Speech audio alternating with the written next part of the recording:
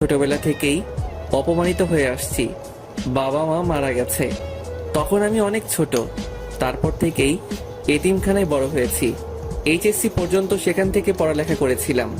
কিন্তু যখন আমার বয়স 18 হলো, তারপর তারা আমাকে কিছু টাকা দিয়ে বলল যে এখন থেকে আমি আর এখানে থাকতে পারবো না। সেখান থেকে চলে আসার পর বুঝেছি জীবন সংগ্রামে বেঁচে থাকাটা কত কঠিন। কলেজে ভালো রেজাল্ট করেছি বিধায় এই কলেজে অনার্সে চান্স পেয়েছি। আমি পারভেজ, আর এই দুনিয়ায় আমি শুধু একা, কেউ নেই আমার। কলেজে গেট দিয়ে ঢুকে সামনে যাইতেছি, তখনই কেউ একজন ডাক দিল। সামনে যাওয়ার পর বলল, কলেজে নতুন নাকি?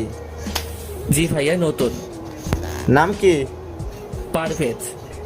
তোমাকে দেখে তো ভদ্র মনে হয়, কিন্তু তুমি এই বিয়াদবিটা কি করে করলা? আমি কি করেছি ভাইয়া?